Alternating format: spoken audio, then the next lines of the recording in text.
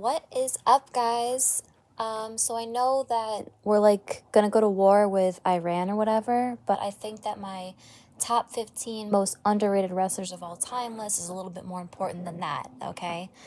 So I decided to do this video because it's something I kind of wanted to do for a long time because I feel like there are wrestlers who everybody claims are underrated, but in my eyes either aren't underrated or people say that they're underrated so much that they become either properly rated or overrated, and that's probably going to get its own video. But I wanted to talk about my top 15 wrestlers who, in my opinion, who I personally like, that I believe are underrated and underappreciated. So I kind of tried to put this in order.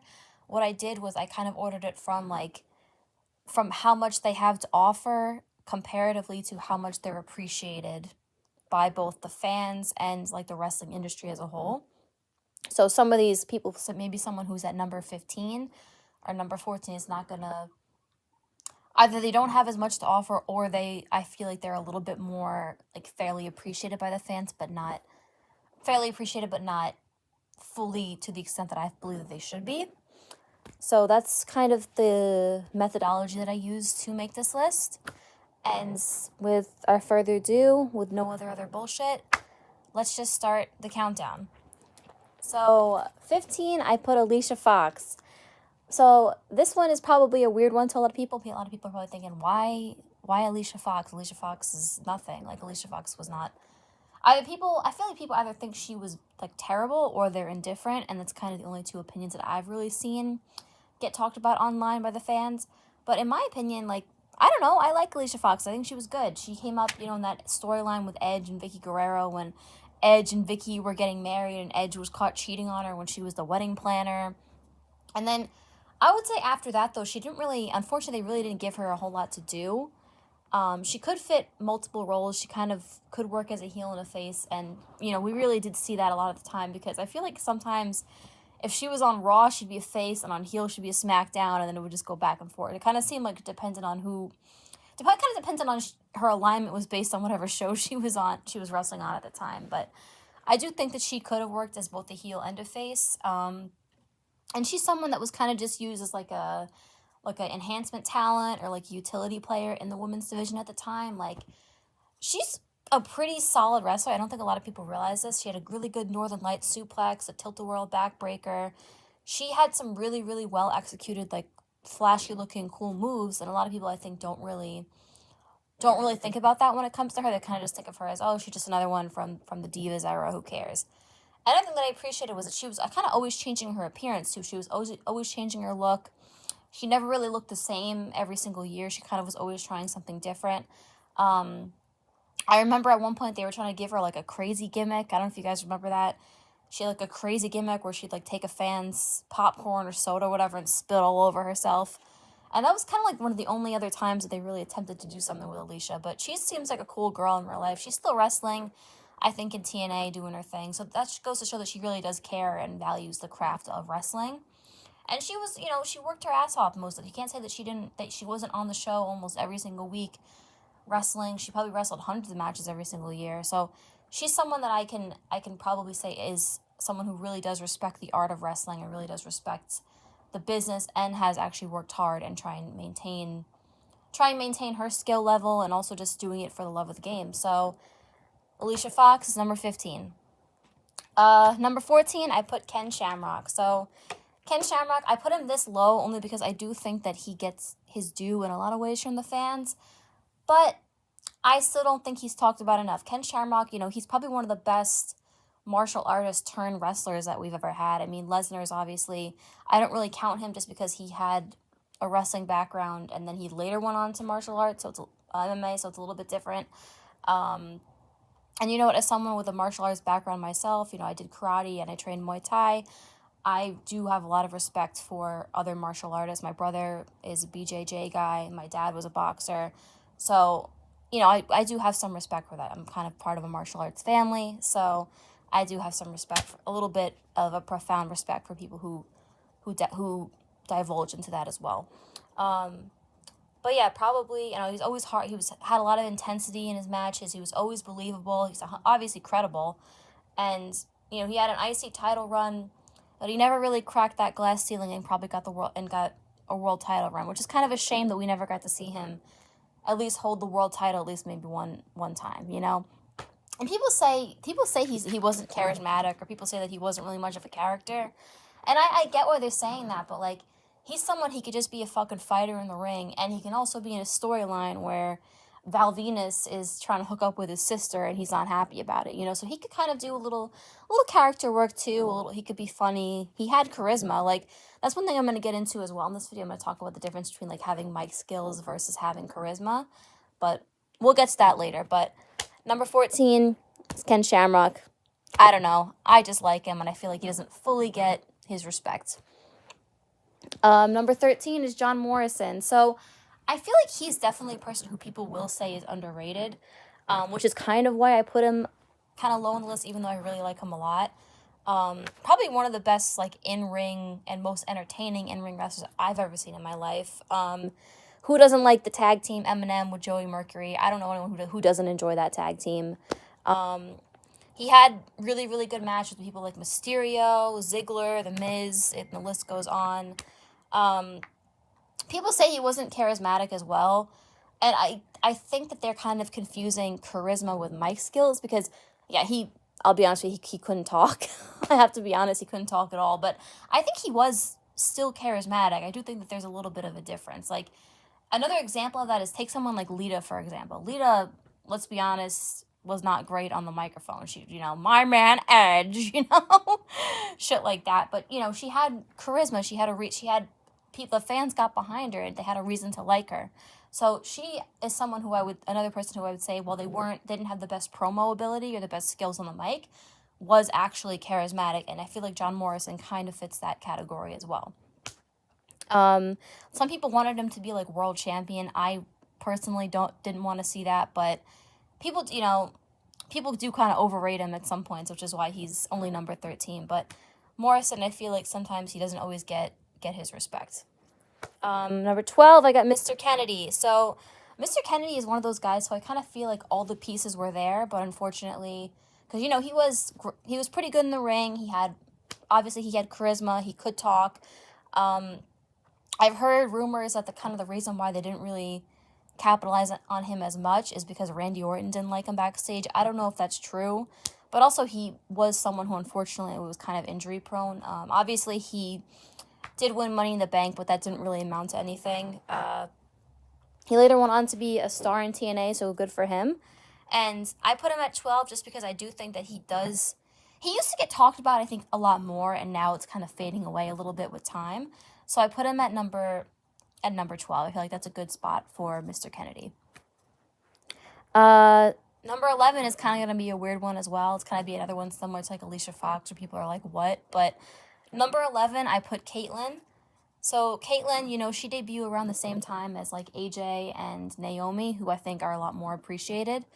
And, you know, that season 3 of NXT where it was all girls, it was like those 3 girls, Oksana, and I think took one or two other girls. I don't remember them, though. I don't think they ever made it on the main roster. But Kaitlyn, I think, actually won that season. That was back when NXT was still like a game show and the fans would vote every week for who they wanted to win. I don't know. I feel like Kaitlyn just doesn't really get talked about a lot. I feel like she was pretty prominent for at least a time. Like, she probably had, like, maybe a good 6 months to a year where she was at least the number 1 or number 2 top diva on the roster. She had a title run with the Divas title. I think it was only one time. I think she won it off of Eve. And I don't know, I feel like for the era that she existed in, and it's kind of the same thing with AJ, for the era that those girls existed in and they were in their prime, they were, like, the most interesting part of the Divas division, you know? Like, they had a feud together, which I thought was entertaining. They literally, I think it was, like, the first ever contract signing for a Divas title match was with the two of them. And I think she could have worked as a heel or a face. I don't think she ever had a heel turn. I think she was always a face, but she had a really good look to her. She looked like she could kick somebody's ass, so I feel like she also could have been, like, a really good, like, monster or bully heel character on the roster, too. And one other thing I want to say about her is that you guys know I love Edge. Edge is probably in my top 5 favorite wrestlers of all time, but you gotta admit his spear fucking sucks, and Kaitlyn's spear is better. So I put Kaitlyn at number 11 just because I don't think that she didn't really have enough time, in my opinion, to really develop as a female wrestler. If she had an extra 2 or 3 years on the roster, maybe we'd be talking about her differently. But I put her here just because I feel like she just doesn't get talked about, and that's kind of unfortunate. Number 10. Number 10, I put Big Show. So, Big Show, I think you can make a case that he's probably the worst booked wrestler of all time. For some reason, WWE thought that he could act and do like this very like emotional acting where he's crying all the time and shit. But that was just such a misuse of Big Show as a wrestler. Big Show, I mean, obviously he's a spectacle to look at in the same way as someone like Andre the Giant, but he was athletic for someone that big. He would do these athletic moves sometimes, like the sunset flip, drop kicks, etc. Apparently, he could also even do a moonsault, and he'd be graceful even. Like, he was really athletic for someone who was his size, you know? And he was still wrestling, like, into his 40s and 50s. He was pretty much on the show he was on the show pretty much every single week, wrestling hundreds of matches every single year. And I kind of just feel like he's just a victim of poor booking, and that's the reason why people kind of, like, gloss over Big Show and kind of treat him as a joke. But yeah, that's why I put him at number 10, just because I think he is considered a legend, but he's kind of just a joke. Like, people treat him as a joke, and he is just a victim of really, really shitty booking, unfortunately. So, Big Show is at number 10, and we're going to move on. JBL at number 9. So, specifically, like, the JBL character, I put it number 9. In my opinion, he's probably one of the most underrated world champions that they ever had. He was the champion, like, when I kind of first started watching wrestling. And I feel like people don't really put a lot of respect on his title run. I thought it was entertaining, and I feel like his heel work was great, and who doesn't like the APA, you know? And then later on, he had a great stable in the Cabinet. And I feel like just people shit on him. I think more so because of his reputation backstage more than anything else. But you have to give credit to somebody who, out of nowhere, like, completely reinvented themselves, you know? Like, he became a completely different wrestler basically overnight. And that's really, really difficult to do when you want to make it believable. And I just feel like he's just not very, very well respected. He had a feud with Cena, which I think people used to talk about it a lot. Now it's kind of fading out of the discourse with wrestling. But I just feel like he's too hated on just because of his backstage stuff, in my opinion. And I put him at 9 because I do think he's seen as a legend by the wrestling industry, but I just feel like his impact and what he offered as a wrestler kind of has gotten glossed over. So I felt like that was a fair spot for JBL. Number 8, I put the Hurricane. So I love the Hurricane. He's probably one of my favorite wrestlers. He's just he's just a guy who's extremely funny, extremely charismatic, extremely entertaining. And he had other good gimmicks as well, like Gregory as a heel, being just Gregory Helms. WCW, he was in the 3 count, the boy band group. That was funny too. And he just seems like a cool guy in real life. I don't know. Every time I've seen him on interviews, he seems like a very likable guy. He's friends with Jeff Hardy, who's one of my favorite wrestlers, so that gives him credit right there. And, you know, you have a lot of good memories with someone like the Hurricane. Like, he had the feud with The Rock. And just so many different little things about him that you remember. And I feel like he was always just very funny and a very good person to have on the show. And I put him at 8 just because he is more of like a comedic character. So I feel like 8 was like a good spot, kind of somewhere in the middle. I just feel like he's not appreciated enough. Number 7, I put Jay Lethal. Solid in-ring wrestler, obviously. And then I always thought he was a great talker. Everybody kind of remembers the Macho Man impression pretty fondly. I still go back and watch that segment he had with Ric Flair, the woo-up. I still go back and watch that like 15 plus years later. So that goes to show just how funny and entertaining and charismatic this guy was. He's someone, he never really made it to WWE. He was kind of always in either TNA or ROH. So I kind of feel like he gets glossed over because of that. But I do think that, you know, people do remember him fondly when they think about him. So I put him right in the middle, and I feel like that's a good spot for him. Number 6, I put Eve Torres. So she's another one. I feel like she's kind of like a Kaitlyn, where she was like one of the top divas on the roster at the time, but she's not really talked about to this day. Like, I think she had the most Divas title wins, like maybe 3 or 4 title wins or something like that with the Divas Championship. She came up during the Diva Search. I feel like she's one of the less remembered winners. She won the Diva Search, I'm pretty sure, but people don't really remember her as well compared to someone like Ashley or Christy, or Layla, who won.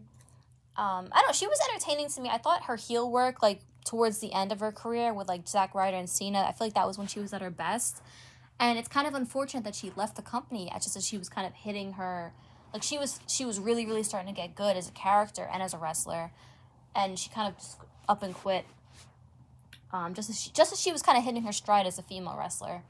One thing I want to say about her as well is that this might be controversial. It probably is controversial, but I think her moonsault was better than Lita's. Because Lita's looked like it hurt, and, like, I give a lot of credit to someone like Lita, who was one of the first women to really do those kinds of moves, but Lita botched a lot. Lita botched her moonsaults a lot, and often missed whoever it was she was wrestling. Eve, as far as I can remember, she was a lot more smooth. Like, her moonsault was a lot more graceful and a lot more smooth, and she was on target more of the time, I should say. So the only thing I will say about Eve's moonsault compared to someone like Lita is that I feel like Eve would always, like, turn her head and look to make sure she doesn't miss, and Lita would just kind of go for it. But in my opinion, I think her moonsault is executed slightly better than Lita's, even though Lita's looks like it has more, like, it hurts more, you know? So I'm going to put her at number 6, just because I do think she's talked about a little bit more than the other two girls I put on here, but not really a whole lot. And I feel like she hasn't really come back to WWE to do, like, part-time appearances or anything like that, like Kelly or, like, Michelle McCool has done, so maybe that's part of the reason why, but I felt like number 6 was a good number 6. This is why I can't do videos. I can't talk to save my life, but number 6 was a good spot for Eve, in my opinion. All right, so number 5, I put Ryback. So he's another one. He's kind of from, like, the same era as, like, Eve and Alicia Fox, like the PG era, like the early PG era, early reality era, whatever you want to call it. He's another one. People just hate this guy for no reason, in my opinion. I feel like he was perfectly cast as either a heel or a face. He's funny in real life and entertaining in real life. And even when they were trying to bury him by putting him on the pre-show and shit like that, he did stuff with it. He called himself, like, the pre-show stopper. And I just feel like he always put effort into trying to become a wrestler. He is someone who, if you were just to think of, like, a stock character of, like, just think in your head a stock character of a professional wrestler, you would think of someone like Ryback. Someone who doesn't know anything about wrestling, you could show them a picture of Ryback and you could say, what do you think this guy does for a living? And they'll probably say they think he's a pro wrestler. Ryback, so obviously a very funny tag team. He did really, really good character work. And he works as both a face and a heel. I feel like he's likable enough to be a face and charismatic enough, but he's also someone who you can believe could be, like, a bully, like, monster heel type of character. And once again, I feel like he's just a guy who gets hated on for no reason. So I put him at number 5. And it really is sad that they completely dropped the ball on him. Number 4, I put Bobby Lashley. So he's someone who's another one like Ken Shamrock. He's an actual badass in real life. He is an MMA fighter. And he was in the military. He was in the army, which I do respect. Unfortunately, not great at cutting promos. That's fine by me. Nowadays, he's got MVP to talk for him. So that's fine by me. He's kind of like someone like Lesnar, where he has someone who talks for him. And he's just a fighter in the ring. Always looked like he was kicking people's asses in the ring for real. He had a couple runs, like maybe 1 or 2 title runs, but he's kind of glossed over in my opinion. He's another one I feel like people dislike him and want to write him off for no reason. So I put him at number 4. Number 3, this one is kind of a weird one. I'm probably the only person who would put this guy on a list like this. I just like him. And number 3 is Chuck Palumbo. I don't know why. I fucking love Chuck Palumbo. As a kid, I just thought he was, like, the coolest guy ever. He's, like, 6'6" tall and, like, 300 pounds. And he was just cool. Like, I don't know. I thought he was cool. When I was a kid, he wasn't Billy and Chuck when I was a kid. That was before I really started watching wrestling.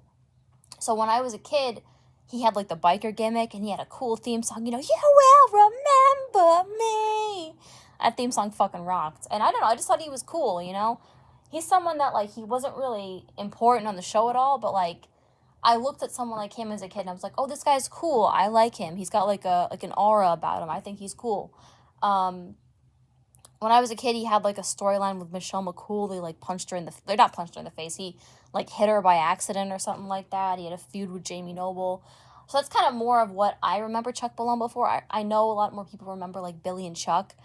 But when I was a kid, I didn't really... You know, when you're a kid and you can't look these things up online or, like, watch old, you know, YouTube clips or something like that when you're growing up, you don't know, like, about the wrestler's past. So, like, someone like me... I only knew The Undertaker as, like, the dead man, like, who he is, you know, who he has been for most of his career. So, like, when someone, like, one of my older cousins would be like, oh, yeah, he used to be, like, a biker, I would just be kind of confused. I'm like, you know what I mean? Like, stuff like that. So, like, if someone had told me that he had a gay gimmick before this, I think I would have just, like, I probably wouldn't have cared as a kid. I just would have been confused. But I don't know. I just think he's cool, and he just really doesn't get talked about. So I put him at number 3. Number 2. I put Chris Masters. So he's obviously someone, Masterpiece. We all know, remember that, the gimmick, the Masterpiece gimmick. He's a normal, like, he's just fucking cool to look at. Like, you see this guy and you're like, this is someone who, like, you look at that guy and you, let's say you have a wrestling promotion. You look at someone like Chris Masters and you say, oh, are you really going to look at him and say, I don't want that guy on my roster just based on how he looks? I mean, seriously, you're going to see him in, like, I don't know how you could not want someone who looks like Chris Masters to be on your roster for a wrestling company. I just think he always looked so cool. Everyone obviously remembers the Master Lock Challenge from back in the day. And I feel like he was always just, like, a good person to have on your roster. You know, like, you could kind of stick him anywhere. You could stick him in, like, an elimination chamber or something like that, or a title shot contendership match. Oh, my God. I talk way too fast. I'm sorry. Or you could put him on, like, a jobber feud, and he can kind of fit wherever. So he's another one. I feel like people just hate this guy for no reason. Like, the way people talk about Chris Masters, you would think he's like a Nathan Jones where he was just, like, big and that was all he had to offer. But I think Chris Masters has always been very underappreciated, and I personally just enjoyed watching him growing up. So before I start with number 1, what I want to do is I want to do a couple honorable mentions. So I have 4 honorable mentions here, and then I'll get to my number 1 pick. So some honorable mentions that I have, I put Shelton Benjamin. He's one that I do really love. Shelton. Growing up, I like Shelton Benjamin. But I do feel like people call him underrated a lot, and he's someone who I think definitely had a ceiling that he couldn't really get around. So I put him just as an honorable mention, but I do love Shelton. I respect Shelton. I just feel like if you're making a list, and let's just say you make a list, you're ranking every single wrestler that ever wrestled for WWE, and you're ranking them based on, like, how great they are, I feel like most people would rate Shelton appropriately. So I left him off this list, but wanted to shout him out. I love Shelton Benjamin. Same thing with Carlito. Kind of the same thing. I feel like if you were to make a list and you wanted to rank every single wrestler that's ever worked for WWE, most people would rank Carlito pretty fairly, but I do love Carlito. One of my favorite wrestlers growing up, so I put him on here as an honorable mention. Candace Michelle. I liked Candace Michelle growing up. Unfortunately, though, she really only had 1 year where she was, like, really on top and really a breakout star, so we didn't really get to see as much of what she could do because she was injured a lot.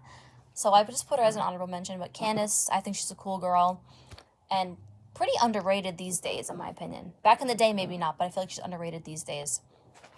And then I also put Titus O'Neil. Titus O'Neil was always someone that I felt like was very misused, and he seems like a really, really good person in real life.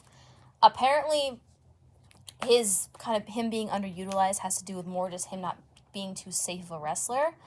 So it's kind of something that I would say, you know what I mean? Like, it's not like he was completely misused because of that. It was kind of more of just, like, something about him that people didn't really like working with him, and he was kind of a bit of a caution to have on your roster. So I put him as an honorable mention, even though I do love Titus as well. And my number 1 pick for my most underrated wrestler, in my opinion, is MVP. So MVP is just a guy who just has... I always felt like his character work was really, really good. He's a great wrestler, too, in the ring. He was always entertaining. You can put him anywhere. Once I like Chris Masters, you kind of put him anywhere, and he looks like he belongs. His work with Matt Hardy was probably one of the highlights of my childhood, growing up watching wrestling. And only flaw, in my opinion, is I think his finisher always sucked. The Playmaker. It just looks so, like, nerdy, you know. It doesn't really fit him at all. And it's also something that if you're kind of thinking of wrestling as being like a real fight, you would never see someone bust out that move in a fight. So that's kind of his only flaw in my opinion. But I always loved MVP. He was one of my favorite wrestlers growing up. And I put him at number 1 just because I feel like he has the most to offer out of any of the people on this list, but he's also kind of glossed over. So he's not my number 1. And another video I'd like to do in the future, kind of similar to this, but it's kind of like an antithesis to this video, is what I want to do is I want to make my top fake underrated wrestlers. So wrestlers that people say are underrated, but in my opinion are either perfectly rated or are actually overrated. So I'm putting together that list for a video pretty soon. If you guys want to tell me maybe some of your most underrated wrestlers or wrestlers that you think are quote-unquote fake underrated, or if you just agree or disagree with me on my picks, let me know in the comments. And that is all. Have a great day. I love you all.